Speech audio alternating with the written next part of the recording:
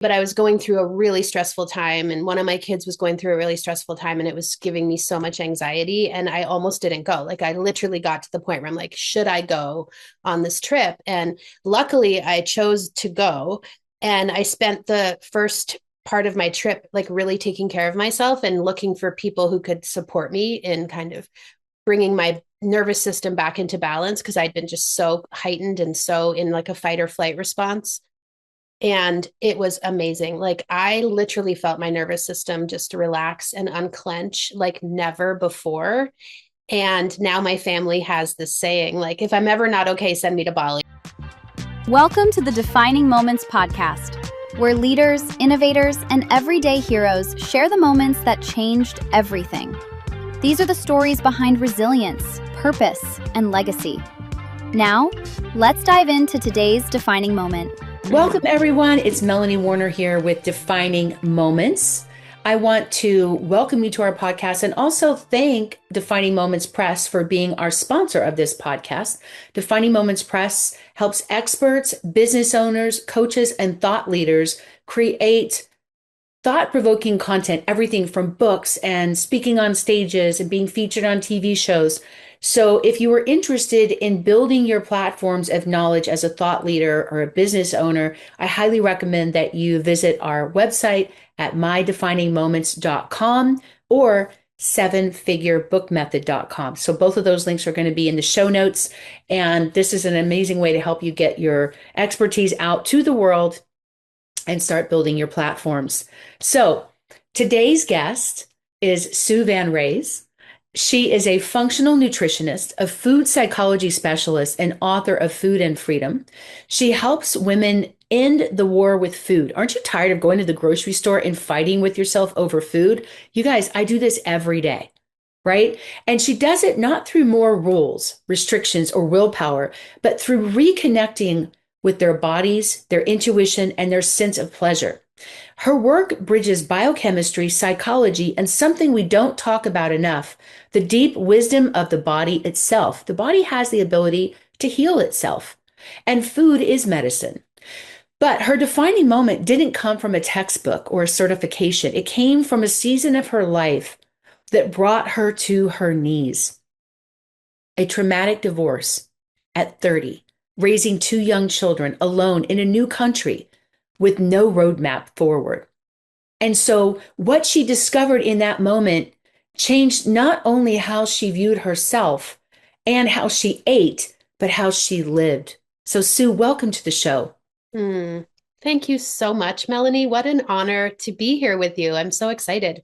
Oh, thank you. I'm excited to have you here too. We have got a chance to meet each other. We had an amazing experience in Bali at one of your retreats. We filmed our PBS TV show, Recipe for Wellness. You were one of our experts on the show. So that was one of the things that brought us together. And boy, was that an experience. So I was so grateful that we have stayed in each other's lives because I learned so much from you every time I talk to you. Thank you so much. I've learned so much from you too. And I can't believe we went through that experience together. That was such a highlight of my whole career to be filming in Bali and having you there. Like you are the most supportive producer and just taking such good care of me. And I really just am so grateful for that experience. It was life-changing. Oh, thank you so much. Well, it was always a dream of mine to go to Bali ever since I saw the movie Eat, Pray, Love. That was like on my bucket list. And so I remember saying, I want to go have my own Eat, Pray, Love experience in Bali. And you helped me do that at a retreat. And what we did is we scheduled our TV show filming right after your retreat. So I got to go over there for 7 days. And it was really interesting because day one of getting over there, I lost my luggage. So I was there for 10 days and they lost my luggage. I never got it back. And there were other women in the retreat that were so great. One of them even had a bathing suit that she loaned me that she had bought the year before when they lost her luggage. And then somebody else had like a travel toothbrush and toothpaste that was extra that they loaned me or gave me. And you were so kind to help me. Like I remember being on the back of a scooter in Bali, going to a grocery store, trying to find clothes to wear, and then realizing I'm in Bali. You don't need a lot of clothes, right? And then they lost my medication in my luggage. So I joke and tell people I was naked without meds in a foreign country for 10 days, right? But it was still one of the greatest moments of my life. It was so much fun. It was so beautiful. I remember waking up at this retreat and we get there at night and we have no idea what the view is. And we wake up in the morning. I got up before the sun because you said this is Bali is the land of downloads. And I got up before the sun. I listened to the sun come up. I heard this chanting of the villagers across the way, and it was just the most magical, beautiful, ceremonial moment. I've never experienced a sunrise where I was bawling my eyes out. And I call it Bali, like BAW, because I was bawling so much on that trip because it was so beautiful. And Mm. it was such a great experience. It took me about 3 days for my nervous system to finally slow down and stop like the instinct of checking emails, getting on the phone. And you took such good care of us, Sue. Like, I love how much you love the women that come to these events. And I'm not somebody that is relaxes very easy. I'm the person that I'm in my happy place when I'm working, creating on my computer, doing stuff. It's hard for me to be present and in the moment. And yet you were so patient with me. I was dealing with all this trauma of like not having my luggage. And then I slipped and fell and tore my meniscus that first day. And so I was literally like on crutches and like limping the whole time. And yet everything worked out. Like it was like it started out feeling like, oh my gosh, there's this nightmare, but there was so much love and healing. And even the people that came into the retreat, and I remember when I left, I literally cried because I had to say goodbye to my healer Yeah. who healed my knee.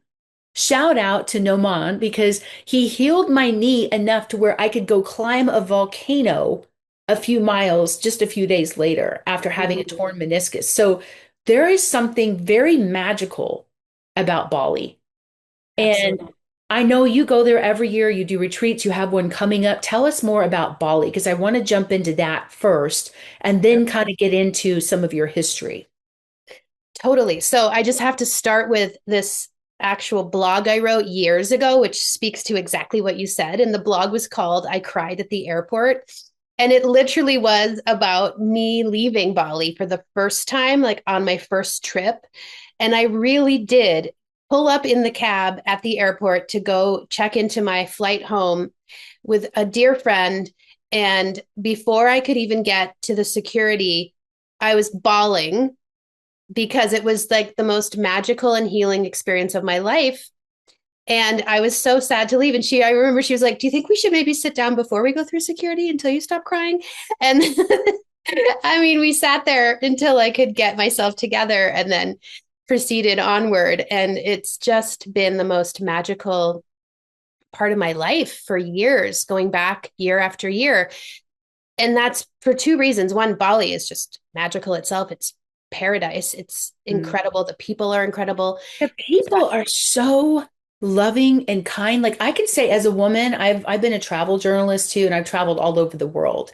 And I've never ever in my life been to a country where I felt so safe, other than being on the back of a scooter. That was a little sketchy, but but the people were so loving and kind, and it was like you you just there doesn't feel like there's no like dark underbelly side that you feel like is in some of these types of countries. Like you might feel that in Thailand or certain places, but there was just like this purity of celebration and people honoring their gods and goddesses and doing these ceremonies every day and just being so grateful and having so much joy, even though they've never left Bali.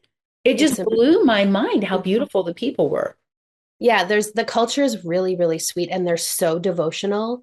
And I think that really adds another layer to their day-to-day ritual that really enhances who they are. It's so beautiful to see how devoted they are to their ceremony and their rituals and their offerings and all the things they do regularly. I remember one time I was in a taxi years ago, and I asked the taxi driver, like, how is it that everyone here is so incredible and so kind and so loving and so generous? And even so happy, actually. And he said, well, it was so simple. He's like, they believe in karma. We believe in karma. So we don't want to do things that are going to ruin our karma. And I was just like, well, that's a pretty clear answer. Yeah. And yeah, it's so wild. But the other thing that's really profound in going back to Bali every year for me is that every time I go back, there's something different going on in my life, right? There's like a different experience I'm having, a different struggle I'm having, a different era that I'm going through. And the amount of those particular early morning downloads that you mentioned at sunrise that I've experienced in over 11 trips to Bali, 11 years of going to Bali, 12 coming up. It's profound to see how much of that has impacted the course of my life. When we get the aha moments, and, not to mention the awe and wonder that comes with each morning sunrise and the vibe of the entire island of Bali, but just in general, like what I take away as personal medicine is it's so priceless. And it's Oh, made such a huge difference in my life year after year. It's I so, want everybody to experience this. Like, and I remember talking about this on the TV show when we were filming, like the crew came in, they shot for a few days, they blew out, like they didn't get to have that whole experience of just right. getting settled like I did. And it was just like night and day difference to I'm so grateful to have that experience with you, to experience the culture, Yeah. to get to know the people and all the water rituals and meeting all these gurus. It was so amazing. And then to have my own experience there as a producer of the show, to know this is what I want the people watching the show to feel so Mhm. that they can have this experience at home. Or, like with Eat, Pray, Love, like you may not have to go to all these countries to have your own Eat, Pray, Love experience. And by the way, I had forgotten until I watched the movie after I got back that she hurt her knee, her left knee in the movie. And I forgot so that too. I How did have ridiculous. my I It's did so have my funny. own Eat, Pray, Love experience, and you have to be careful what you wish for. Yeah. Yeah. Oh, but yeah, It's it was a beautiful. place that can really do wonders. Like there was one year where I went early to prepare for my retreat, but I was going through a really stressful time, and one of my kids was going through a really stressful time, and it was giving me so much anxiety, and I almost didn't go. Like I literally got to the point where I'm like, should I go on this trip? And luckily I chose to go, and I spent the first part of my trip like really taking care of myself and looking for people who could support me in kind of bringing my nervous system back into balance, because I'd been just so heightened and so in like a fight or flight response. And it was amazing. Like I literally felt my nervous system just relax and unclench like never before. And now my family has this saying, like, if I'm ever not okay, send me to Bali. That's what they know to do with me, because there's something just that you can access there that feels so much more palpable than other places. Like the energy and the healing and the magic is so palpable. It's hard to describe, but I know you know what I'm saying. It's like, Oh yeah. it's like you take what we have on our day to day and our normal day to day for most of us, and you turn it all the way up to maximum volume. And that's how it feels to be in Bali. And Yes. just, it's And wild. Costa Rica, because you also do events there. And I've Mhm. noticed in both places, because I love Costa Rica, we shot our film, our TV show there as well. And they both have like these blue zones of health where people eat really healthy. And I love the fact in Bali that you had a chef. We didn't have to worry as women to take 7 days and not have to worry about cooking or cleaning for 7 whole days and just do nothing. Oh my gosh, that was like the greatest thing ever. It reset my whole nervous system in such a beautiful way. It was a very, very healing experience for me, even though I was dealing with like, my leg giving out and things like that. But it was, it really didn't slow me down as much as I thought it would, which is interesting. Um, but yeah, so I think that's the key is anybody that's ever thought about going to Bali or Costa Rica, like definitely connect with Sue because makes it such a beautiful, sacred, safe space where you have the chance to be in that space. And it's for women mostly. It's really just encouraging women to come back to themselves and put themselves on their priority list. And that's really what it's all about. Yeah. It's something that is so incredible to watch. And I say this a lot. I might have even said this to you. I know I said this to Sanjay. When women come on retreat with me, well, first of all, they almost always say at the end, like, whoa, I needed that. Right. Like it's kind of the line that I hear so much. But what's so cool to watch is how they show up on day one and how they are midweek and how they are at the end of a week and like literally watching people relax. But what I noticed that's so wild is people's faces relax. And so the women, they soften, and they smile more. And it's like the stress melts away. And it's really interesting to watch that happen over and over again. And it just feels like the most rewarding part of my work, to be honest, because we hold so much, we do so much, we take care of so many other people, so many other things. It's really beautiful to give that space back to ourselves. Yes, So, and I think that everybody deserves that, and I remember getting that message when I was there that it wasn't about like it wasn't about taking this trip because I deserve it, right? It wasn't about earning that space to feel like I deserved it. You don't have to earn that. It's just part of who we are, that we all have that inherent right to feel taken care of and feel safe. And that to me is not something you have to earn. Like it's just you don't have to deserve it. It's already there. And we just, we tend to like suppress it and not invite that in because we're so busy doing that we forget to just be. And as 100%. women, it's that feminine energy of makes us different than men because we're not doing and doing and doing in that masculine energy. It's just that something beautiful about just being in this space and taking up that space and not feeling like you're not enough or you're too much. Well, it's so interesting that you brought that up because I think that so often we are looking at the external productivity that's happening on paper or computers or what have you. And that's what equals success or the road to success or the sort of way in which we're going to get to our goal. And I do think it's an important layer for sure, right? We have to be in action.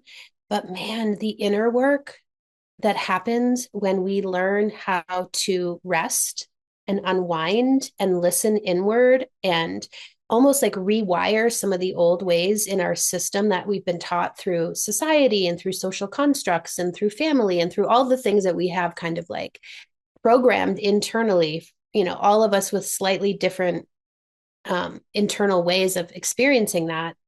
But it's actually a very integral piece of moving towards what we're wanting, right? It's not only the productivity, it's not only the to-do list, it's the internal capacity of being willing and open to receive and to be guided and to be in tune with our intuition and our body so that we can follow that as well. And then when we pair those two things, that's, I believe, where the exponential growth comes from. But one without the other, it doesn't work as well. We need both. And so when we go and resource ourselves and take breaks, it really does move the needle in a really profound way for each of us individually. I think that's so true. And you talk a lot about the good girl conditioning, right? Mm. The good girl rules. What are those rules and how do they show up in women's lives? Yeah, well, first of all, I want to say I do really think we have our own version of them, each of us, but they have a lot in common, right? Like we're all going to have a slightly different, nuanced way that we talk to ourselves or what we think is like good girl or bad girl behavior. But what it like often comes down to is showing up in our lives and feeling like we have to be perfect. And now perfect is also defined by various things for various people, but we are looking to do the things that give us this satisfaction of completion, of perfection, of showing up in the world in the way that we most feel useful. And at the same time there's just this undercurrent of it not being enough no matter how hard we try. So we have all these rules that are most often at standards that are unreasonable. So that's the first thing, right? Is like we're trying to do these things that are almost humanly impossible. And I think about that with like diet culture. And I think about that with holding so much. And I think about that as putting ourselves last because we feel like we have to take care of everyone else to be good. But yet we can't really take care of everyone else that well when we're so depleted. And so the rules tend to be really coming from a place of that inner critic, the inner perfectionist, and the one who feels like there's just no wiggle room or there's no space for ourselves. And I think that's why we end up so depleted. Right. And so we're like looking at willpower, for example, like the most unreliable source of follow through really is willpower because it's not consistent. I mean, you could have so much less willpower on a day where you just didn't get a good sleep the night before or where you didn't eat well. And all of a sudden you're relying on this very wobbly thing to push yourself through to the next rule that so you can follow through on the rule that you think you should be doing. And it's so wild how we've been conditioned to believe that that's the way, is to try harder, to push harder, to force more, and to rely on sources like willpower when we really can actually do more with less, when we learn how to leverage our energy and when we learn how to basically refill ourselves up more consistently. And I mean, this year, for example, I chose a word, and I always choose a word with one of my best friends for years and years, probably 20 years. And this year, my word is regenerative. And I just got so filled up by that word. I'm like, how can I live my life? How can I do my work in the world? How can I run my business in a way that is life giving as well as in service? And I experience that on my retreats a lot because there's so much that fills me up and energizes me in watching women really put themselves first and learn how to rest and relax and unwind. And so, it's a really interesting practice to see where in our lives there is a regenerative quality happening and where there isn't. And when we find the places where there isn't, it's like, okay, what is missing here? Like, what do we need to shift to enact that more fully for ourselves? How do you define regenerative in your mind? Well, for me, I'm still actually in conversation with myself around this a lot. And I've actually had some really cool conversations with other women over the past few months about it. There's a couple of things. One is giving myself permission to change my mind. That's been a big one. I have an event tomorrow night that I'm really excited about, but I'm also noticing that it's a lot of energy output for my work week. And so I'm kind of like, I was feeling obligated. And then I started thinking about it. And I'm like, oh, wait, what about that thing that I decided that I'm allowed to change my mind? And I still might go, but just the feeling of being able to change my mind is life giving. It makes me feel like I have choice and agency.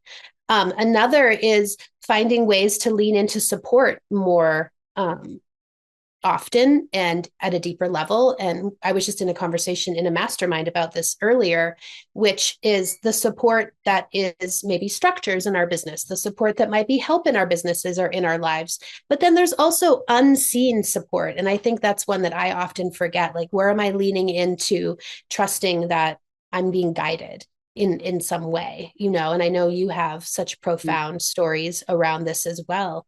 And so when I'm looking for those places, it's like I can feel a different feeling inside my body, and it's more energizing, it's brightening, it's uplifting, it's full of life force, and it helps me to feel like even if I'm giving a lot, that I'm receiving such gratification and satisfaction back. And so that's just it's been interesting. Like on my recent retreat in Costa Rica, there was 22 women and I had 2 assistants for the first time.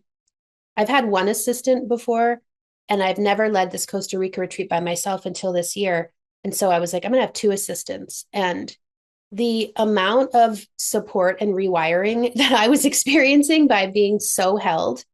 And the interesting part was like how much extra bandwidth I had to offer to the women. Because you didn't have to have host energy and Right. take care of everybody. Yeah, You like could I wasn't actually, worried. Like I wasn't worried about the soundboard. I had a woman doing all of the media for me. She was amazing. She would literally be like, "Time to mic up," and I'm just like, "Oh, I used to look at that same soundboard for years and kind of freeze and be like, I don't know which buttons to push, and I shouldn't be thinking about this when I'm about to be talking to this group of people. I want to show up as my best." But also, what I was noticing is I would wake up in the morning and I would be so excited to go and hang out. Mhm. And I came home after that week, first 22 women international by myself with two assistants, and I was not drained. I was Oh, energized. I hear you, sister. I felt I was like, so I'm alive. never ever doing events without a producer again. There was an event we did recently. We were supposed to have three people, and all three of them didn't come at the last minute. Something happened, and I had to run everything by myself. And it went okay, but it was a nightmare of just like I couldn't be present and train and teach when I was dealing with logistics and lunch and all these other things and all the questions that come up behind the scenes and then worrying about the soundboard, like you said. And a lot of people, I think that they think, oh, I don't need all these people. Like I know there's some people who like, I don't need to pay for a whole production team, like media and camera people, because it's expensive to hire that crew for the day, right? Um, but then you get such amazing footage from Mhm. that that helps you sell the next one, right? Or by having somebody coordinate as a producer or an assistant, like you said, just the logistics, even though it's already planned, even though you've got a chef and you've got people on staff or whatever on site at the villa, from the venue itself. It's like you just need that buffer.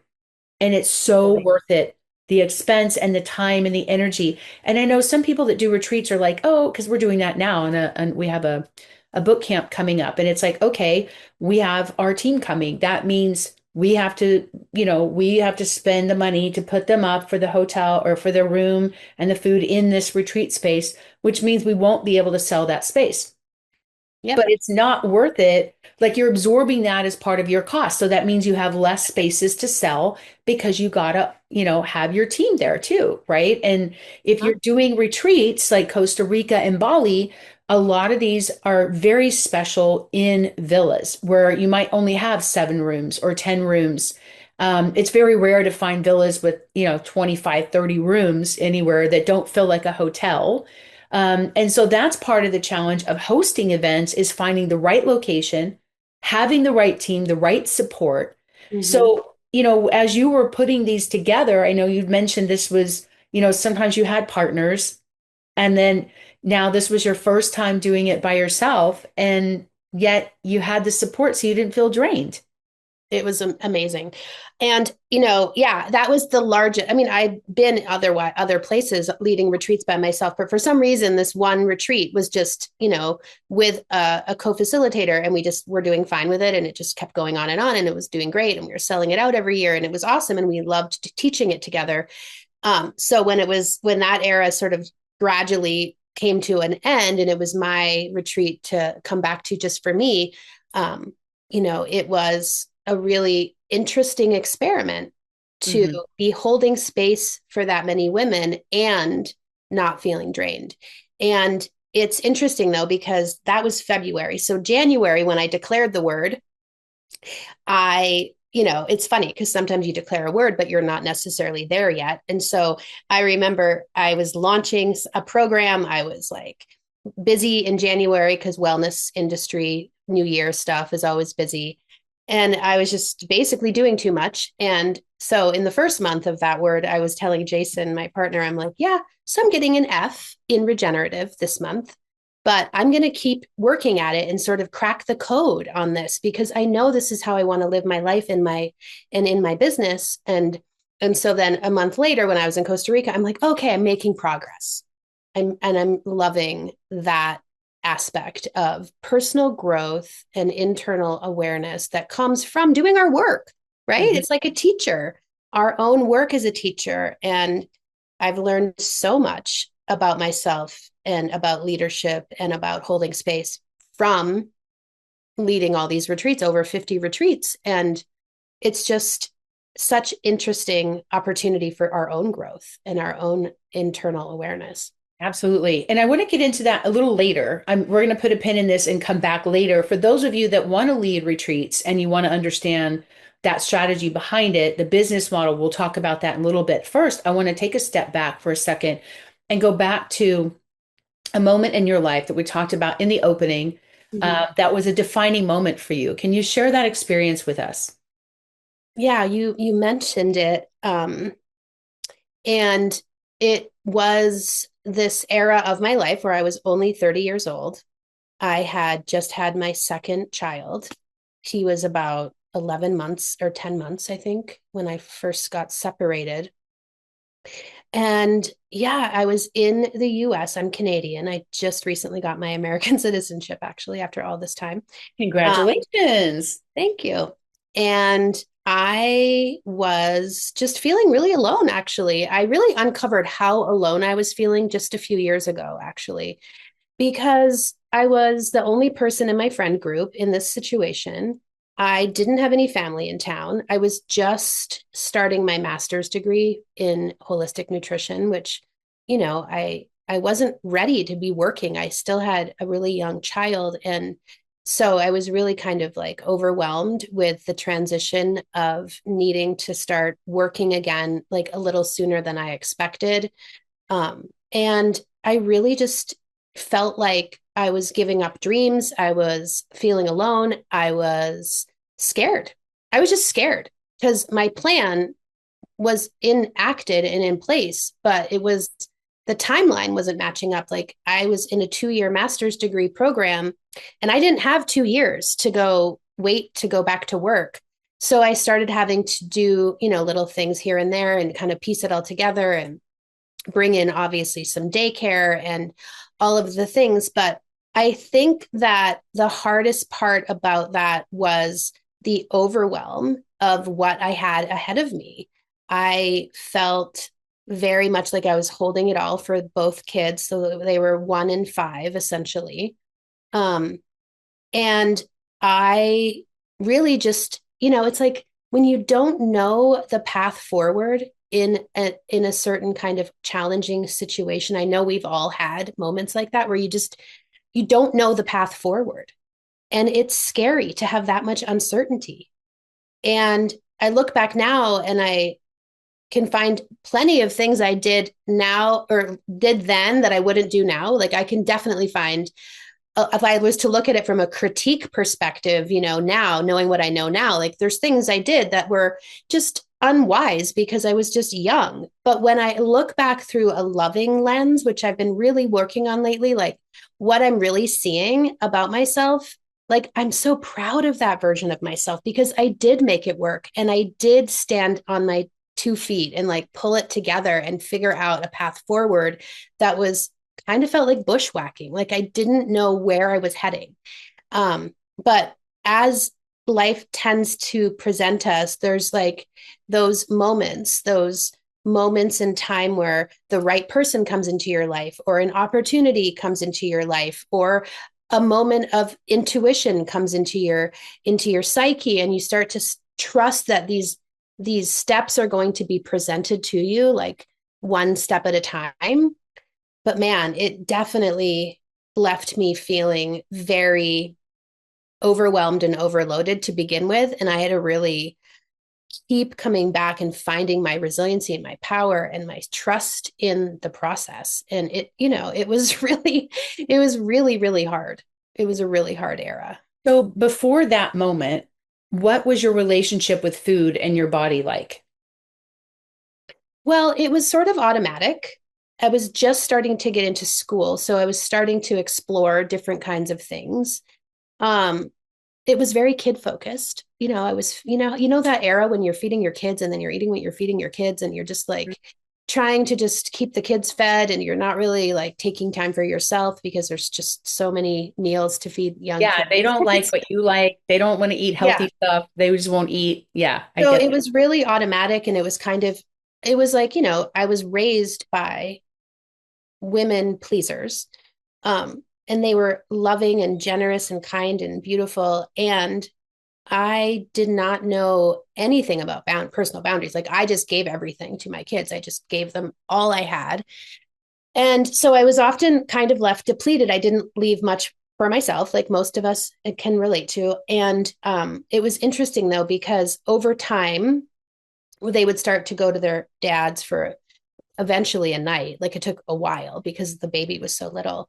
But I just remember like I was so used to doing it all for them that I would get stuck in this pattern of just not feeding. Like I would be almost like in a freeze response.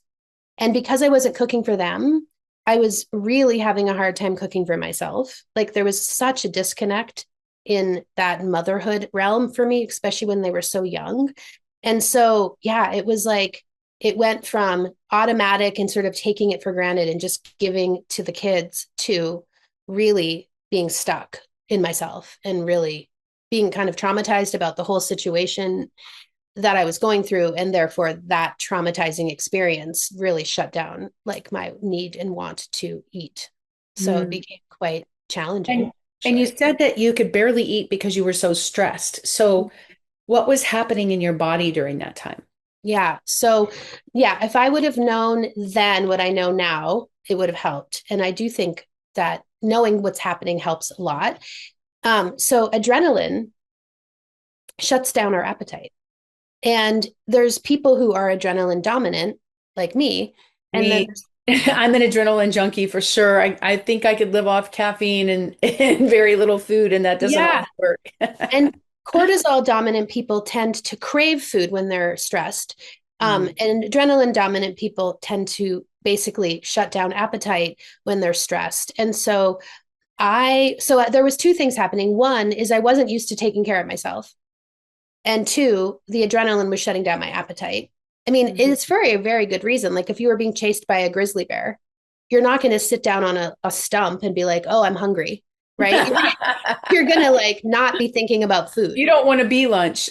You're not, yeah, You're not you're not thinking going to be about like lunch. snacking mid grizzly bear chase. So there's a very, very like evolutionary perspective here of just primal brain stuff, right? Of just that's why your appetite is shut down when adrenaline is high. And so yeah, so it was quite a challenging era. And people started to notice, because I lost a lot of weight. Like I remember I dropped off some friends at the airport and they were going to Peru for a month over the holidays. And then I picked them up at the airport a month later and it was right in the height of all of this. And they were just like, what is going on with you? Like how much weight you've lost in a month was, too much. It was too much.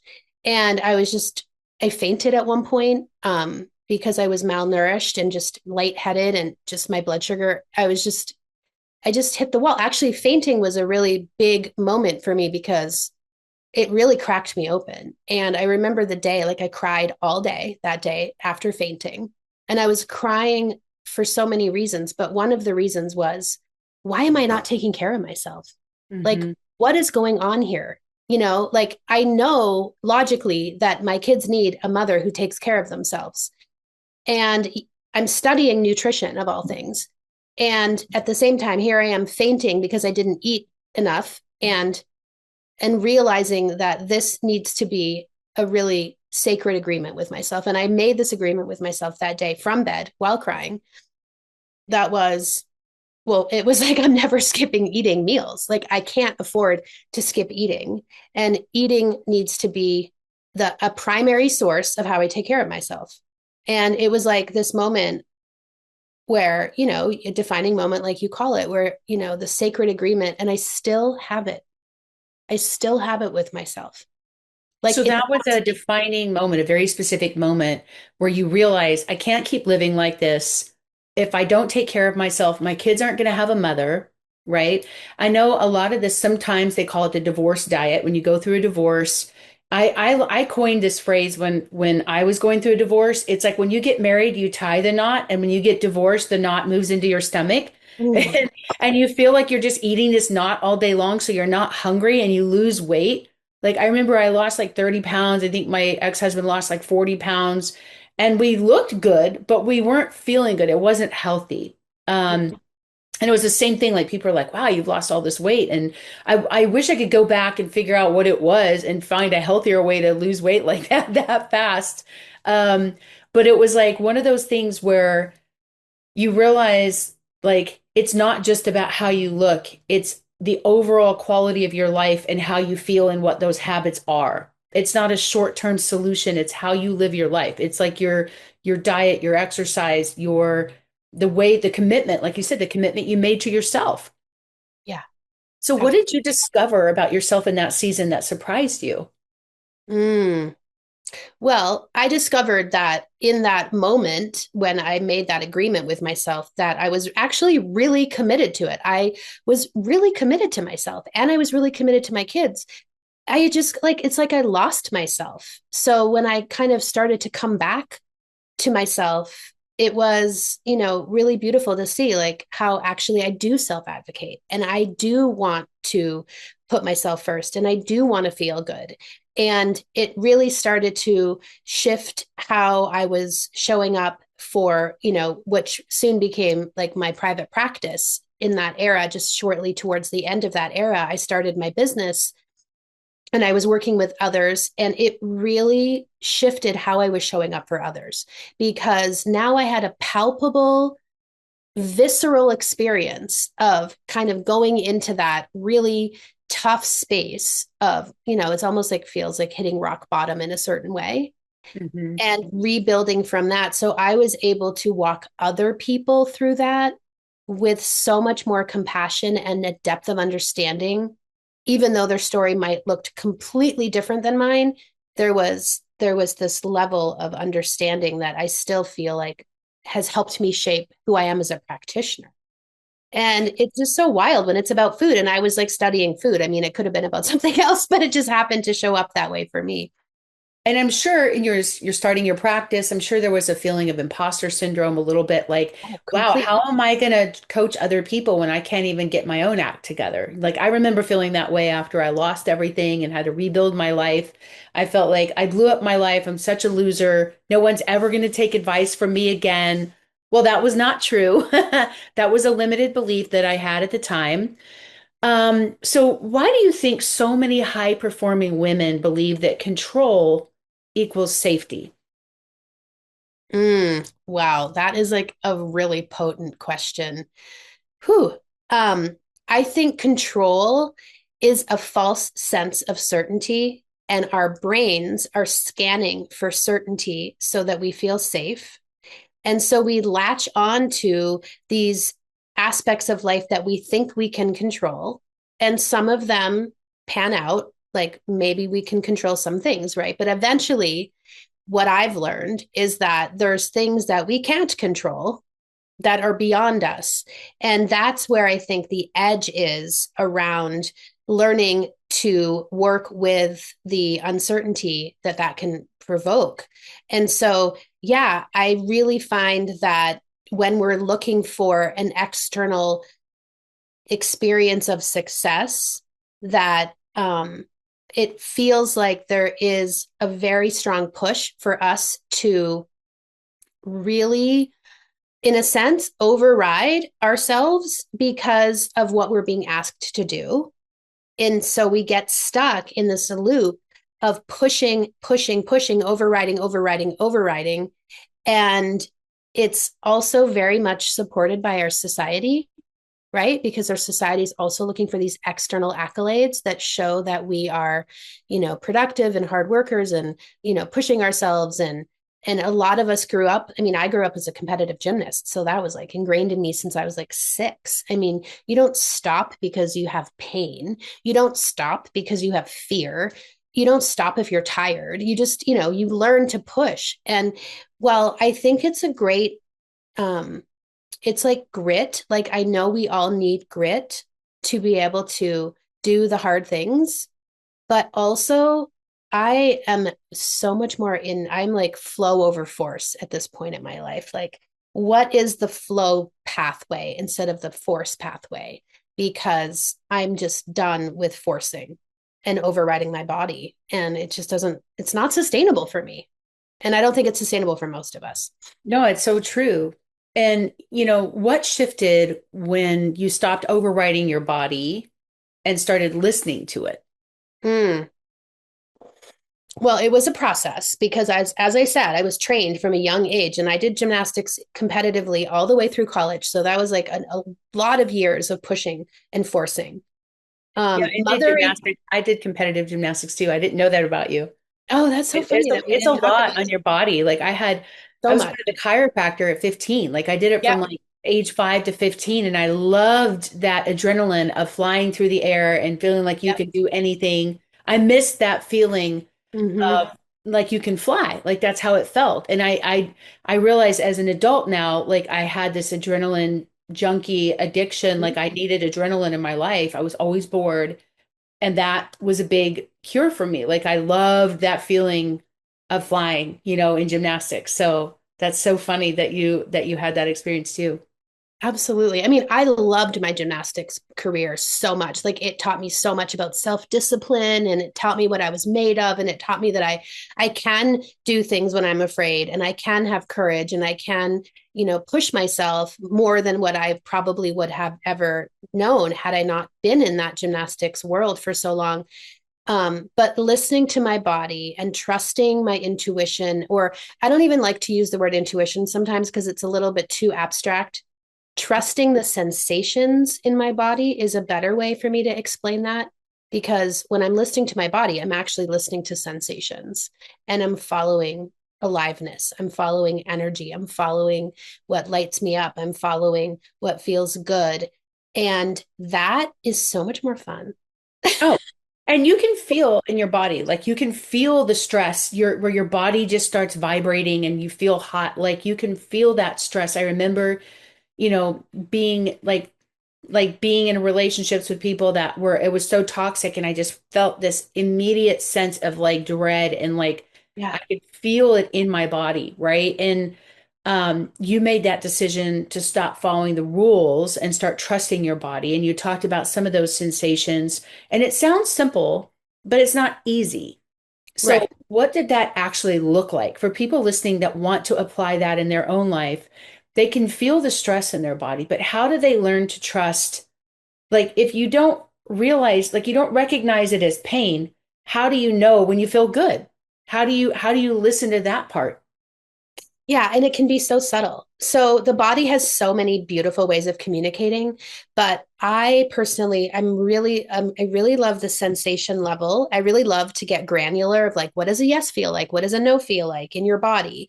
And for me, just to kind of give you some context, like a yes for me is very tingly, and it's kind of like the whole body tingles actually. Um, Like when you and did the TV show and you're like, it's a totally, yes. I don't know how I'm totally. going to figure it out, but I'm going to do Yeah, it. And you did. exactly. Yes, you watched me experience a yes. Um, and then the no is more clenchy, heavy, kind of like, a little bit hunched over, just kind of like, ugh. And so I How do look you know for, that's not fear, though? How do you know that's not just fear talking? Especially if you're trying to do something really big in your life, like we help people write books and get on stages. And a lot of times they feel that negative, clinchy stuff because they're Mhm, fearful, but yet mhm. they got to release that to get to that space of creating, from a better place in their body and their mind. So how do you know that that's not just fear talking? For me, I think everyone's got a little bit of a different system code, a code, that they can like decode with practice. For me, if I'm really meant to do something or I feel like a really big yes, the tingling is going to be stronger for me. Like I might be nervous and have my heart racing, and I might be even a little like, am I making the right choice? But it's almost like I've used this metaphor a few times. It feels like trying to swim upstream in Niagara Falls. Like when a yes is Mhm. happening, it's like, oh yeah, there's no choice. It's not even It's really a choice. effortless. Yeah. Yeah. But what I will say is that as you start to get deeper into your body, of course it takes practice. And so it's like weight training. Like you have to, to get stronger lifting weights, you probably need to lift weights regularly. So to listen to your body and to learn what your body's saying to you, of course you need to spend some time, maybe a few minutes quiet every day, or maybe some time outside every day, or maybe a walk undistracted, or maybe a meditation, or all of these different things. And you start to understand yourself a little bit more. But I have this, these things I look for, and I can see them in my clients, I can see them in my kids. I can tell when there's something that's, telling someone something and there's something telling them no. And it's like, okay, what makes you feel more alive? What makes you feel less alive? What makes you brighten up and what dims you down? What makes you stand taller and what makes you hunch? What makes your eyes open and brighten versus kind of like soften and like get a little like withdrawn? What is the energy in your body? Is it increasing or is it decreasing? And it's like, this is what muscle testing is based on. This is what, the pendulum is based. This is what so much is based on that's already happening in and around us in different, different sections of society. And we have the ability, like you could even stand and be like, do I lean into this thing that I'm thinking about, or do I lean back?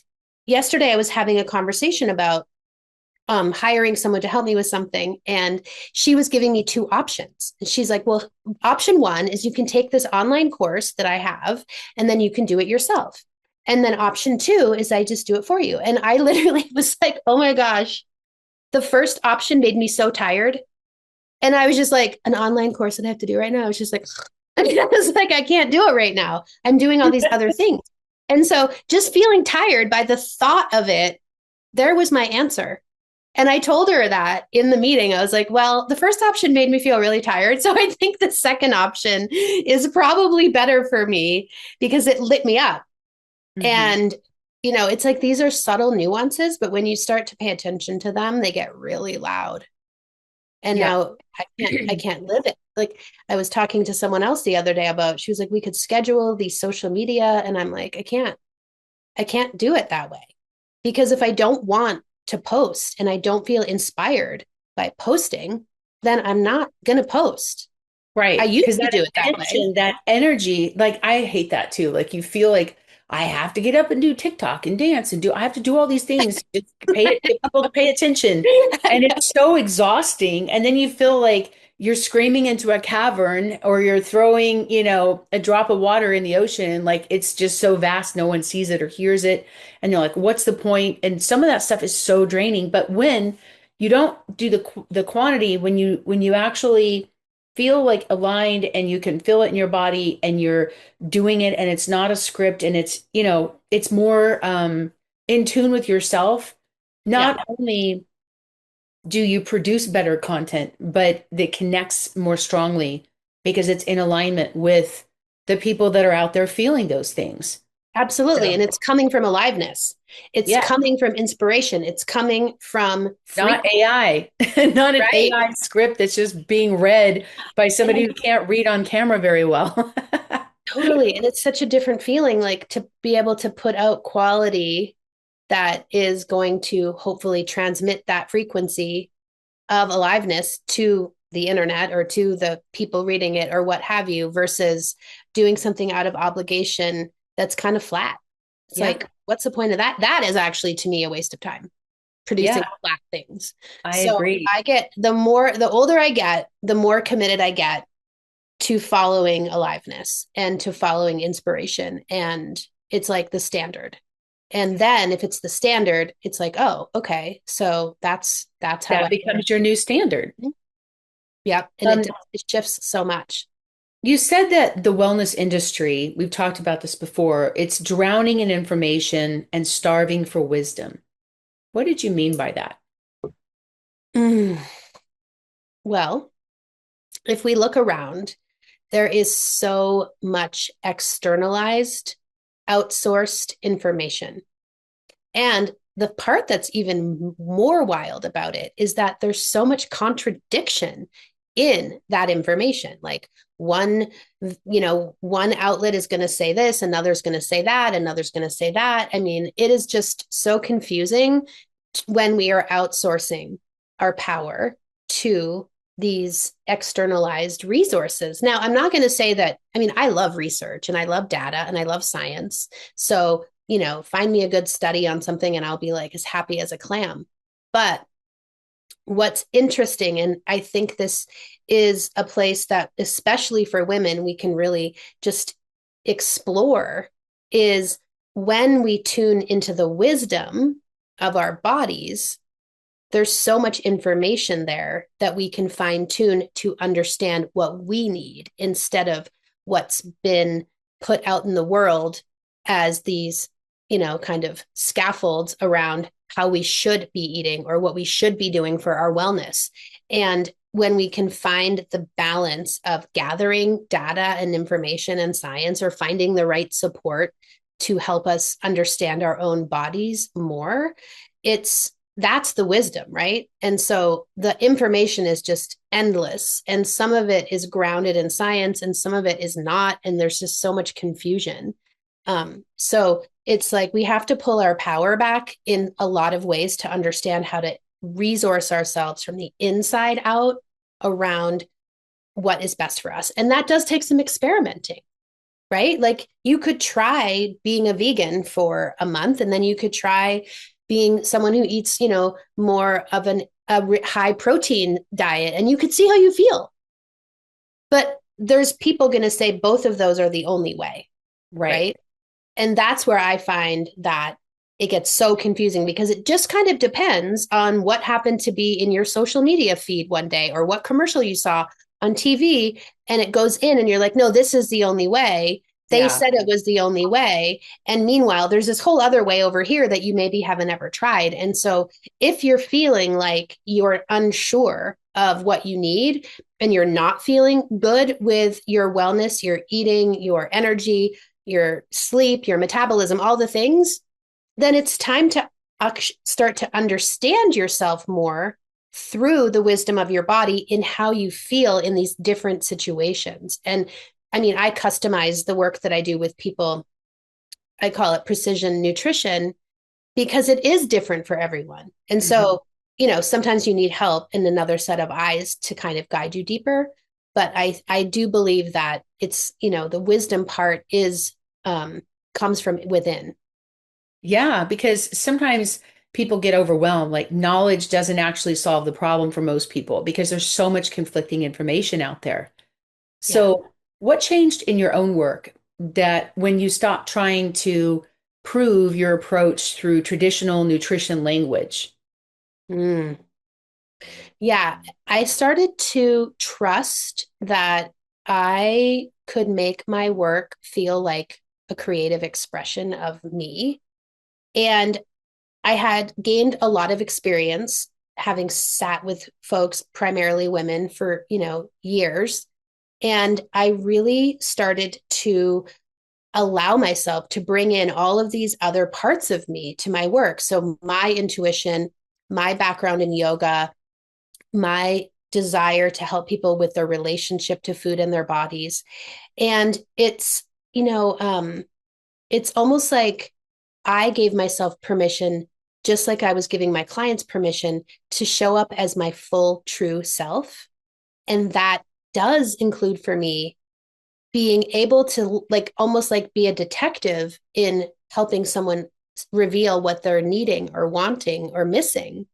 And I think from the early days, I was doing it more from my head because, that's what I was taught, like most of us. Yeah. And then when I started to explore doing it from a place of body wisdom, intuition, sometimes even almost like channeling, like I don't know what I'm going to say in a session, right? But it comes through. Mm-hmm. And it's almost like you can't know it until it's right in front of you, and then and then it comes And to it's not a script. Like you can have scripts and they just don't ring true. But and it's really hard to train other people how to do that. Mm-hmm. Right. And I think that wisdom really comes from experience. It It's does. your For me, it did. For experience. me, it did.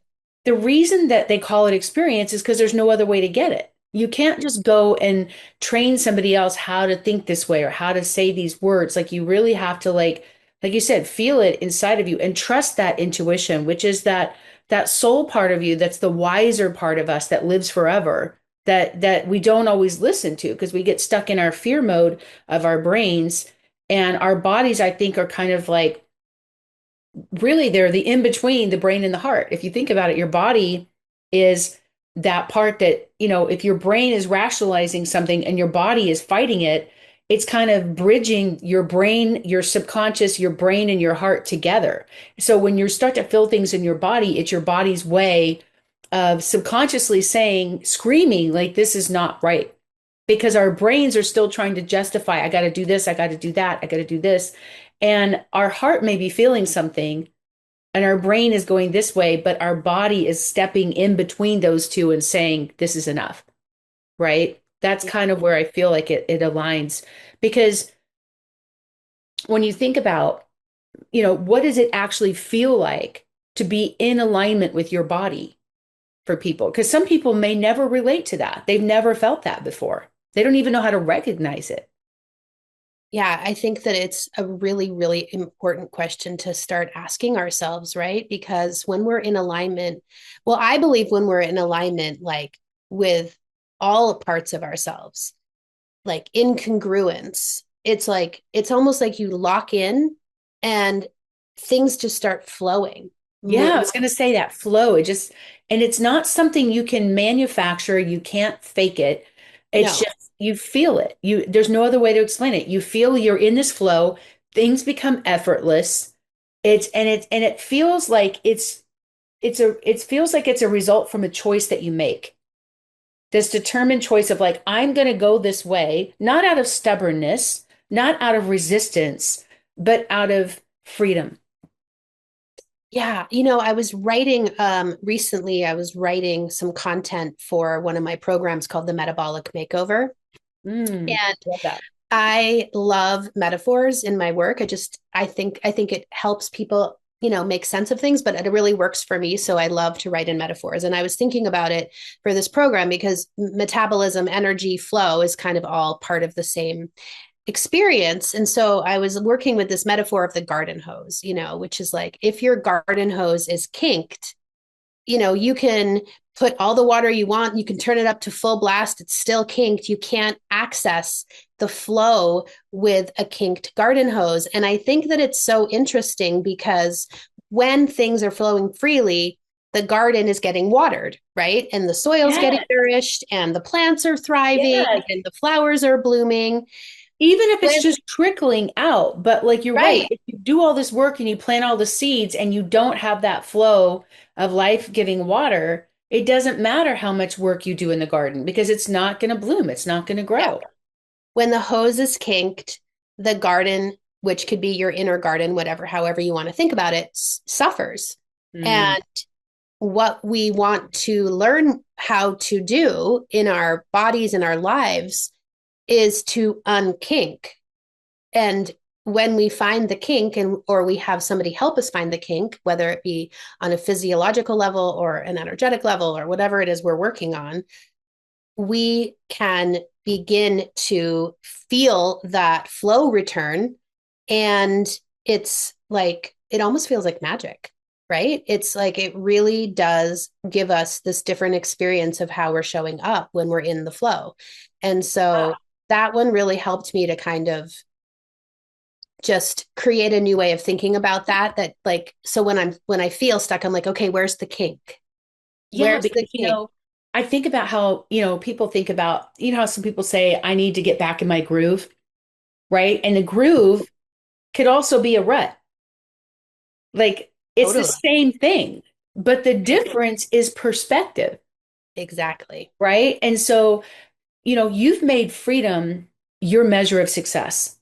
So how is that different from how most people define success? Mm, wow. I think that for me, success is a feeling, not an external. I mean, it's like interesting because we're having this conversation and it all keeps coming back to the same thing, which I wasn't even expecting. Because in my definition of success, what I'm looking for is how do I feel? Mm. And if I don't feel free, then, there's and I can feel free and still do a ton of work. Like I love doing my work. It feels like my art in the world practically, right? It's like I love making it fun. I love making it energizing. I love making it creative. So it's not about not doing, but Hmm. it's about the feeling of doing. And does it feel heavy and hard and arduous and burnout central, or does it feel flowing and fun and pleasurable and alive and exciting and artistic and creative. And when it feels like that flow of creativity and artistry, it's like I have endless energy for that. And Hmm. so, therefore, I can do more, I can impact more, I can show up more full heartedly when I feel like that. I don't really want to show up to client sessions, or I don't even want to write a sales page when I feel like the weight of the world is on my shoulders and everything is feeling hard. It's Hmm. right back to that. It's like, how does that even show up in the work we put out into the world? Does it, I think it's in the frequency of the words, Hmm. of the copy, of the photography, of all of it.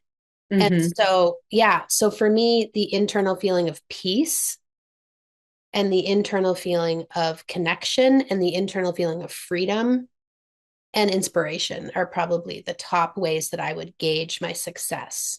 And I that love does that. require some numbers, right? Like this is not moneyless. This is because I'm not going to feel peaceful if I'm not creating in a way that is bringing in enough Right. resource, you know. Right. So Like money itself is not emotional, but the lack of money is. And so there's a lot of creative people that struggle with that balance of, you know, if I'm just focused on money every day, then everything feels transactional and then I'm not allowed to just be and live. Like I remember feeling when my kids were little, like I can't afford to just be a stay-at-home full-time mom.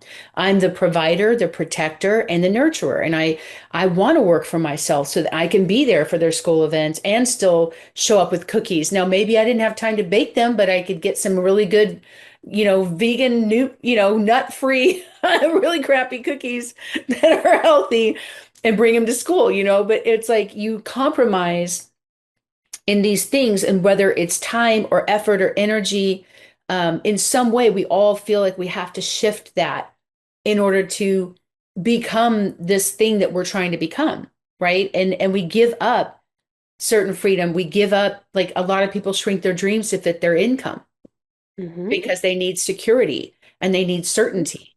And mhm, when you work for yourself and you're an entrepreneur, you live in uncertainty. You never know where your next paycheck is coming from. You never know where your next client is coming from. And there's always that fear of like waking up and wondering, what if nobody buys? What if I don't sell this? And like living with the consequences of maybe I should have just done this one TikTok video and it would have changed everything. You know what I mean? And I think we all face that as content creators and people that are thought leaders and trying to influence people in a certain space, is feeling like I said, some days you feel like you're not enough, and then other days you feel like you're too much, you know? totally, totally. Yeah, it's such an interesting teeter-totter, right? It's like some days Yeah. I'm feeling so expansive and I can see this limitless potential, and there's so many things like magic is happening all around, and there's like this person calling, and connecting and finding these people, and coincidences just happening left, right, and center. And then other days you're just like, what's You're happening? like, you feel like you are like wah wah, Yeah. Yeah. and And those are the days when I'm like, okay, what do you need right now? Like, if you're thinking you're going to go do a whole bunch of creating today, like, you need another plan, because what you right. need today or for this next period of time or however long that's going on is you need some inspiration. You need some energy. Do you need a nap? Do you need a hike? Do you need to talk to a good friend? Like, what do you need to like refill so that the next step is actually going to come from that flow instead of this like heavy And punched I over energy. I think too, for me, the key is scheduling and blocking out time to do those things. Because if you just spend like 2 hours a month, you can create all kinds of content from that versus that feeling of like, I have to do it live every single day, and then you're constantly showing up. And there are people who've built, huge, industries. I don't know that they're women that have to worry about hair and makeup and, and stuff every day, but there are people who just live on that. I'm going to show up live every day. I'm going to build my business that way. There's others that are like, I just want to be in that good space of feeling confident. I've got my hair done, my makeup done. I'm going to produce all this content today, and it's going to give me enough for the next month. You know what I mean? Like it's a very individual thing. There's no right or wrong. Right. I want to go back to for a second. So there are people who love going to retreats. There are people who love the idea of leading a retreat. Like how many of you out there watching or listening like would dream of doing your own, healing retreats in Costa Rica or Bali, and you want to learn like the process of putting that together? That's something else I think you could do at some point, if it aligns with you, is teaching people that because Yeah. you've done it, you have that experience, and there's so many people that could lead other people through this transformation, just bringing them to a retreat, whether they're partnering up with you and bringing people to your retreats. I know you have people that come every year, like that religiously, they come, to Bali every year or Costa Rica. Even if they've been, it's a different experience every year because the people that are there. So Yeah. what And advice would honestly, you give to people wanting to build that kind of retreat business and promoting it and getting it started? yeah, I have a lot of people who come on my retreats to either be a participant or sometimes support, like assistant type support. And because they want to learn the nuts and bolts. And quite honestly, that's how I started my very first retreat. I got to go for free on a retreat and be part of the support team and teach the yoga and lead some little workshops throughout the week. And it was like an experiential learning opportunity. And I didn't really realize exactly why I was doing it, but I said yes. And I went to Costa Rica for the first time since I'd traveled there in my 20s. And it was awesome to be in that experience and to see that, okay, wait, I can actually do this. And the next year I did it by myself. That's Um, awesome. because I felt like I'd seen how it was all put together. And there are a lot of layers to it. And there are a lot of external structures and things that I work with that help me to be organized and on top of it. And there are, the little things you can do to prepare for, being ready to have all of those external, like, have the welcome packet and have the spreadsheet and have, the locations that you like and learn where other people have gone that might work for you and have ideas that, will support you in feeling confident to open up registration for yourself. But I do think the experiential part is really helpful. Like it was really helpful for me. I think that's a great idea is if you want to do a retreat somewhere, go on a retreat with somebody who's in that space and model what they're doing, see how they're booking it, ask the people how they found out about it, like really just to learn the process before you do your own. I would recommend that versus just going to a place and having a vacation and not experiencing an organized retreat so that you understand as a customer what you like and don't like about that experience. And then you can go and adjust it from there, right? Like in certain places like Bali, I think you need to have at least 5 to 7 days because it takes so long it's such a long trek to get there. For most people coming from the US, I mean, it's a long trip. Same with Costa Rica. I mean, it can take you the whole day to get there. Bali took me 24 hours to get there. So it was like once you're there, same with Dubai. Once you're there, you want to spend some time there and experience everything you can while you're there. And I think going on those retreats is a great way to learn the process.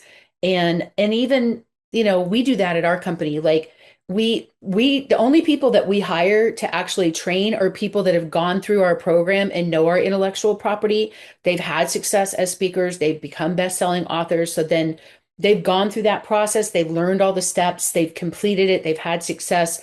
Now they're, in a place where they're certified and they're able to come in and train others on that same experience using our IP. So we're trying to get to that space in our own company now that we have the Recipe for Wellness TV show.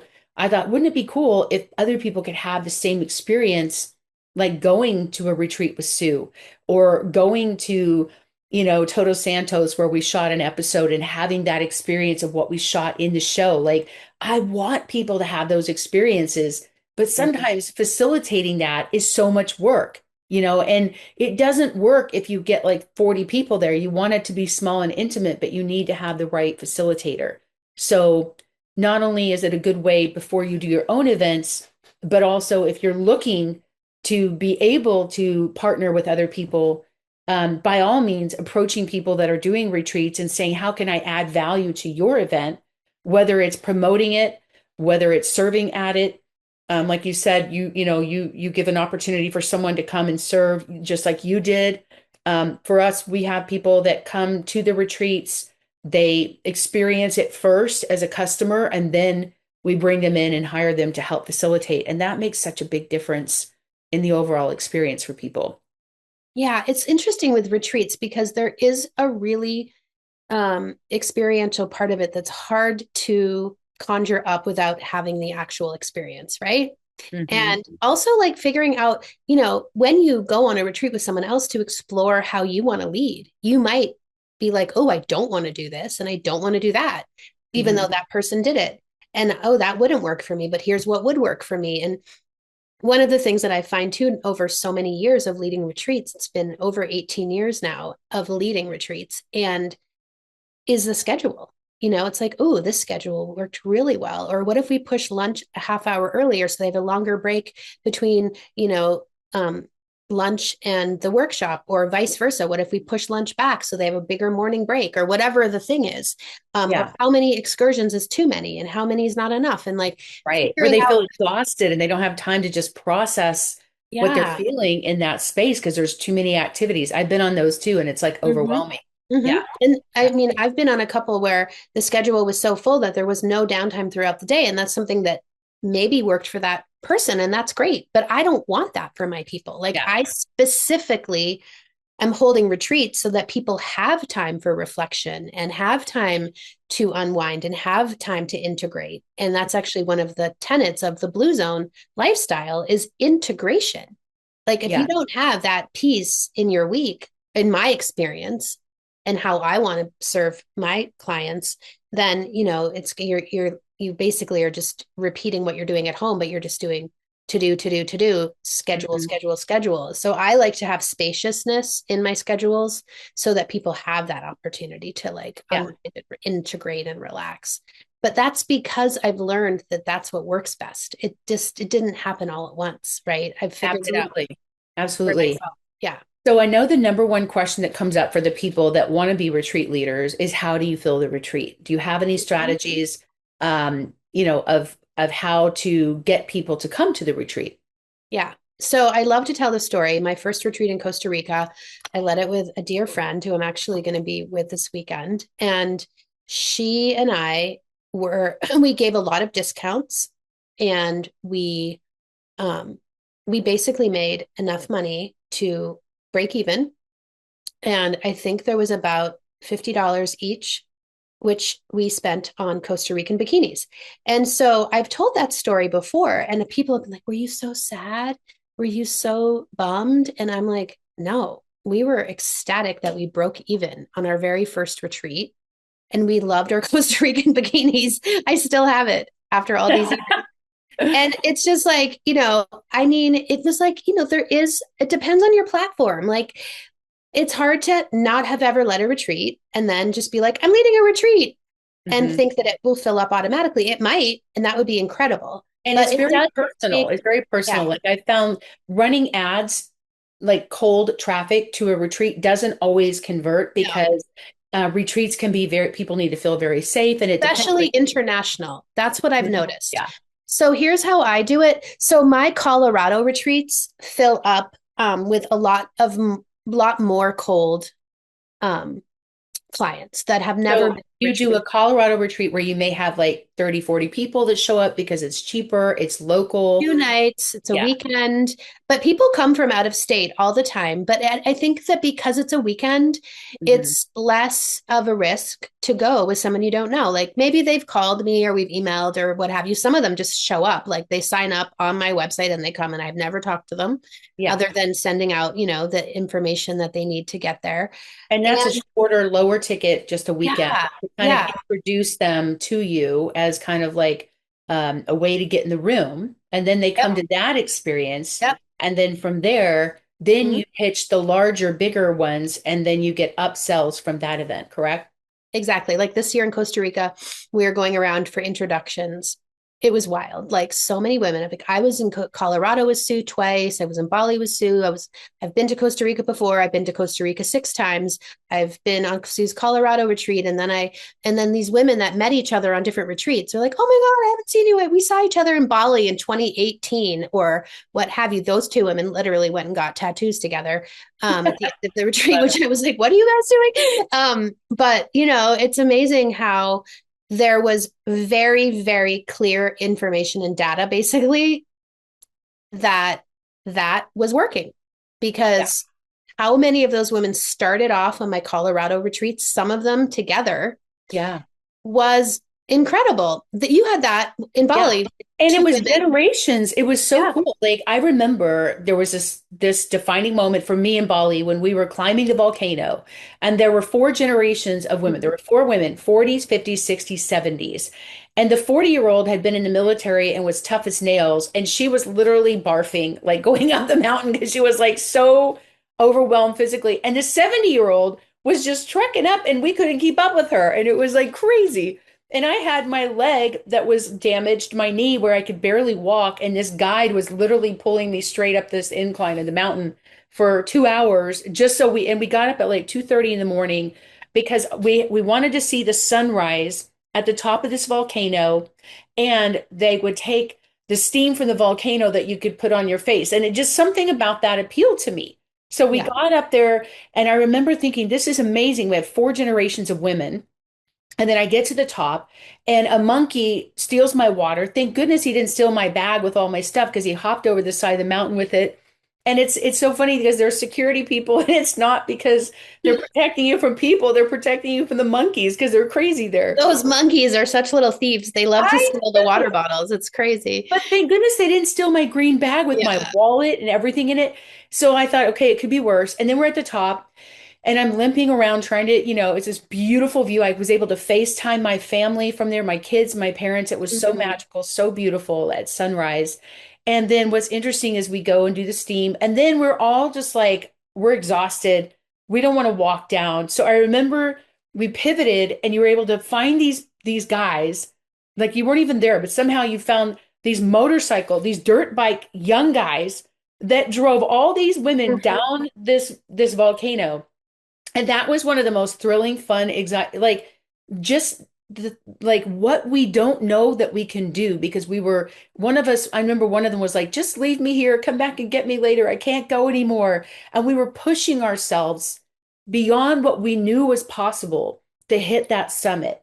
And then the thought of riding these dirt bikes all the way down, it was so much fun. And it was like Yeah, such and a it just highlight. appeared, right? You're like, we are too tired to go down. And Yeah, then in Bali style, because you can have magic all around you yeah, at all times, you're yeah, like, poof, oh, here's a dirt bike to drive me yeah. down. And And it's we just had the best amazing. time. And it was such a Yeah. bonding experience with those four women because like I remember thinking like I'll never forget this moment as long as I live. And then shortly after, like literally a week or so after we left, this volcano like erupted. Like it was crazy to think about, and that's the other thing about making decisions about going on these trips is we think that someday I'll do this. Someday I'm going to take time for myself. Someday when my kids are adults. Someday when I do this. And we think that someday is a deadline. And then we realize it never comes. Or yeah, like we die with our dreams in us because we all think we have more time. And I think about how we regret what we don't do, not what we do. And so if you're somebody Yeah, that that's a good point. yeah, if there's somebody that wants to, experience this, I'm telling you, and going to certain countries, it's very affordable. It's not like $20,000, like it's a few $1,000s. It's not a lot of money. It includes everything like your room and your food and like all the experiences. So it's totally worth doing. It's very affordable. And it really is a transformational experience. And I think if you ever dream of leading retreats that partnering up with Sue or going on one of hers, I highly recommend it. I don't endorse things unless I personally done them and I feel like Sue is somebody that can trust Like you can trust her with your feelings, with your fears, even getting hurt. Like she's loving and nurturing and kind and a really good host, like way more patient than I am. I'm the person that I don't do retreats because I'm like, I just want to get her done. I want to get things done. I don't relax on retreats ever, Oh my gosh. but you even got me to relax for several days. So that was like Amazing. an act of God there, it was amazing. Thank you. Yeah. And it's just so much fun. And that's, I think, what makes it even more and just like what you can really magnetize to Yeah. you as far as if you're looking to, host something like that, sell retreat spots. It's like for me, I get so lit up by even thinking about going on these retreats and hosting them with all these incredible women that I get to be with.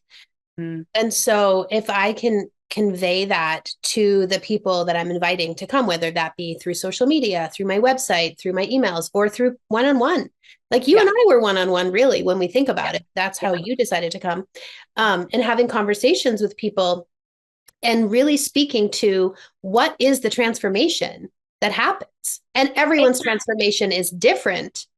And this is a great gift too for Mother's Day, for Christmas, for, Valentine's Day. Like just the gift to give a woman this time to find themselves again is the most rare thing. Oh, So yeah. if you know somebody that's a busy mom, that's stressed out, like that looks like fried chicken because like they're trying to do too much, right? Like this could be the difference between them being able to serve their family and not overload.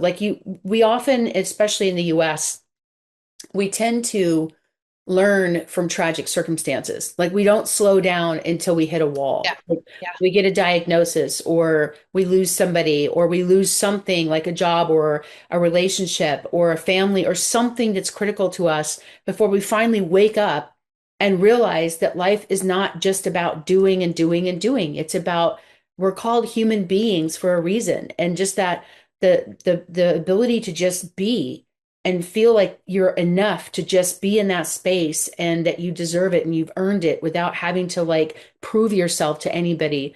It is the greatest gift to give somebody. I just wish every woman I know could have this experience that we did. And it's just so magical and so beautiful. And I highly recommend it. So, Sue, how can people get in touch with you if they're interested in joining you on some of these things? Yeah, absolutely. So everything that I do lives at bouldernutrition.com, and it's Boulder for the town of Boulder. Bouldernutrition.com. There's a link for all my retreats, Boulder Nutrition retreats, right there in the top navigation bar. I have some free things if you want to explore my work. You just click on the free link. There's a free downloadable PDF, and there is also a really fun that I had really fun, a lot of fun creating this free secret podcast called Food Therapy, the Secret Podcast, and you can check out one or both of those things if you're interested. I have a retreat coming up in Colorado at the end of April. I have a retreat in Bali in early June, June 6th, and then another Colorado retreat in September, and then Costa Rica 2027 is in February of 2027, and it's got like I think there's like 5 or 6 spots left for that. That's awesome. Yeah, that one's been selling really fast. So Yeah, if someone is listening and they're feeling stuck in that cycle of control, restriction, frustration, what's the first place you would have them start? I think that there's so much power in the pause. And I find that when we get stuck, often what I call my small mind is creating a lot of limitations and constrictions and rules and kind of keeping me in this like, I can only do what I have done. And it's hard to do something new and branch out and expand when we're kind of stuck in that small mind of only doing what's familiar.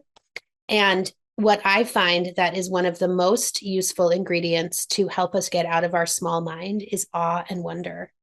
And that comes from nature, that comes from connection, that comes from really beautiful moments where we just can kind of get out of that small mind and get into that connected place of awe and wonder, where we really also have peace and excitement by being in that moment of awe and wonder, but also really coming back to the peace and excitement that lives inside of us that we forget about. It's really our light, right? Like the awe and wonder, those moments, they reflect our own light back to us. And I think that that's where we sometimes are just forgetting like what we're made of, you know? And so that's probably where I would start is finding more awe, finding more wonder, and looking for ways to expand out of that small mind thinking into what's possible and limitless and available for us. It's like I have this blog that I wrote called From Hamster Wheel to Magic Carpet. That I love that's that. what it is. That's what it is. Yeah. And just being in that space, I mean, getting away, having this immersive experience is one of the best ways to do that because in the retreats, you also teach people tools. You do like, I mean, we did yoga every day. Like it just felt so healing and so good. Okay. Now I have a couple of, as we're wrapping up, I have a couple of lightning round questions for you. Okay. And then I have our mystery guest coming up in a minute too. Okay. So what's one sign your body is trying to get your attention? My stomach clenching. Mm. What's one belief about food that needs to go? That restriction is the answer. Mm. What is one word that describes true freedom? Pleasure. Love that. And what was your word for last year? I know you said this year you have a word. What was your word for last year? You're going to laugh when I tell you what it is. Visibility. I was going to say expansion, visibility. That's perfect. So you manifested that in January of last year. Then you shot our TV show on PBS that is in 240 million households. That is the coolest thing. And I saw you literally rise with visibility last year because you set that intention early on before we even knew each other. That's so Yeah, I mean, cool. I had no idea that that intention would turn into what happened. So it's become quite the pro intention setting experience.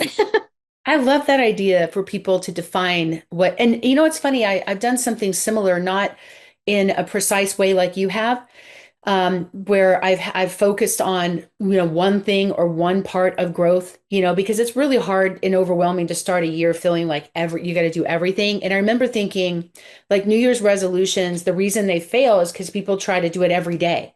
And the truth is, if you miss one day, it's not the end of the world. You just get back on track. But if you miss more than 2 days, now you're creating a new habit of not doing it. Yeah. So when you commit to something, I remember, mine last year was growth. That was just growth on personal level and my business level. Our business really grew, even when a lot of other people were shrinking back in their lives and their business out of fear.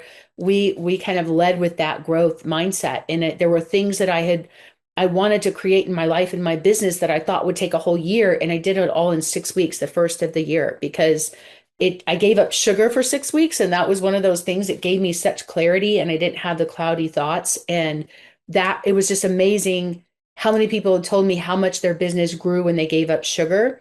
And there are some people I know that are highly successful that don't do sugar at all. So it was really interesting. That was like a short-term thought for me last year, but it evolved into so much growth last year just from that one little thing. So you don't always know going forward what that one thing is going to be like or how it's going to grow and perform. But when you look back and reflect, it's so much easier to see how those dots connected. So I love that. Mm, yeah. One of my coaches always says better than you can imagine. And I love that because we can't really always imagine something that we've never seen. Right. You reach the end of your point of reference for Like things. I said visibility because I just thought I should get in the community more. I did not think it was because I was going to get onto PBS. Yeah. That's for sure. Like it wasn't like that was my goal. I mean, I'm Yeah. not saying I wouldn't be psyched about that, but it Yeah. surely wasn't in my mind because I couldn't imagine it. Right. That's so cool. So, Sue, is there anything else you want to share with our audience that we didn't cover today before we wrap up? Well, just one little caveat, I think, and that comes from a lot of the work that I do is really focused on really working our relationship with ourselves. And it's interesting because it's like I start out working with food. It's kind of like the entryway in a lot of my client relationships. And so people come to me because they're like, I want to, improve my relationship with my body or food or eat better or be healthier or what have you. But really, what I work with that is deeper than that through that entry point is that we are really working with our relationship to ourselves. Mm, And that how we feed ourselves is one part of that, but it's like whatever doorway we can walk through to enhance and improve and prioritize the relationship with ourselves, I think we're going to see that there's so much good that comes from that. It's like the most important relationship we have. We often forget that. absolutely. I remember, and I struggled for years trying to lose weight because I just never was hungry. I was always stressed out, and that cortisol was like creating more weight gain for me. And for me, when I came in and changed my entire relationship with food and redefined what that looked like, is when I started losing weight. And it wasn't like I was changing what I was eating. I just wasn't stressed about what I was eating per Mm-hmm. se. And I just had different habits. And it kind of naturally fell off, whereas before I was trying to force it and make it happen on a timeline, and that my body was like resisting to that. So I was like yo-yo dieting, and I was gaining weight and losing weight. I'd gain 30 pounds and lose 30 pounds. And it was just this pattern for years. And I think just doing all these different healing on myself, like working with different healers, understanding that your body holds on to certain traumas as well, and like being Mm-hmm. able to resolve the trauma and release those things within the cells of your body and certain organs that hold on to it. Um, all of that really made a difference for me on that relationship with food, and really just experts like you from our show. I've been so grateful to learn so much from all of you, and I just want to invite this audience to also check out Recipe for Wellness, our TV show on PBS. We are in the middle of filming season 3 right now, and it's so spectacular. Season 2, the trailers look amazing because we shot all over the world, like Bali and Costa Rica, and some beautiful locations. So I was so excited how we elevated season 2. So, and our Defining Moments TV show is also filming right now for season 1, that is going to be on all the streaming platforms, and it's 1.5 billion screens that will have access to that show. It's just blowing my mind of what we're doing with these platforms. Thank you to all of you. Thank you to our sponsor, Defining Moments, and for all of our experts that come on the show. And please remember to subscribe if you're on a channel that can subscribe. And I promise you, that subscription helps us grow the audience to continue to make this free and continue to bring amazing guests like Sue and so many others. So before we wrap up, I love, it's my favorite part of the show besides talking to you guys, is sharing a story, because we often, hear about people's success, but we don't always know the inner struggle. We don't know what they really went through. So Sue, thank you for sharing your vulnerability. And I want to share a special story from a guest that, is not here. You don't know this person, but you may know of them. And you certainly know of their success. And I want to talk about what happened, like the defining moment behind their life. So this is about a woman, and she built her career helping people understand the body. She focused on calories, metabolism, exercise. She became one of the most recognized voices in health and fitness. From the outside, she looked like a picture of discipline, strong, fit, in control, but behind the scenes, something wasn't right. She was constantly thinking about food, obsessing over it, controlling it. Her entire life revolved around staying on track, until one day she realized something that shook her identity. She wasn't free. And the very thing that she taught others had become her own prison. So she made a decision. She stepped away from the rules, the restrictions, the identity that she'd built her entire career on. And she started asking a different question. What if health isn't about control, but about trust? And what followed wasn't a quick fix, it was just a complete unraveling and rebuilding. But in that process, she discovered something that changed everything. The body is not your enemy, it's the guide. And that woman was Jenna Kutcher, who became a very powerful voice in redefining body image, self worth, and freedom. And that is her defining moment. So, stories like this remind us that sometimes the very thing that we think and define is discipline is actually disconnection. And the control that we've been praised for is that thing that quietly keeps us stuck. And that's exactly what Sue Van Raes discovered in her own life, that the body is not something to fix, it's something to listen to. And we stop fighting ourselves, and we don't just change how we eat, we change how we live. So, Sue, thank you for sharing your defining moment and for being so vulnerable and giving us just just giving so many people permission to trust themselves again, to be able to listen not only to their heart and soul and intuition, but to their body. And for those of you listening, if this conversation resonated with you, you can learn more about Sue's work from her book, Food and Freedom, and her resources at bouldernutrition.com. And that's Boulder, Boulder, like the rock. And remember, the moment that you stop trying to control everything might be the moment that you finally begin to change everything about who you are and what you want. So thank you so much for your courage, Sue. And thank you all for listening and for hanging in here and getting to the end of this podcast. So we love you and we appreciate you all so much. And we can't wait to see you next week. Thank you for subscribing and supporting this mission. All right. Take care, everyone, and God bless. Thanks for listening to the Defining Moments podcast. We'll see you again next time, and be sure to click subscribe to get future episodes.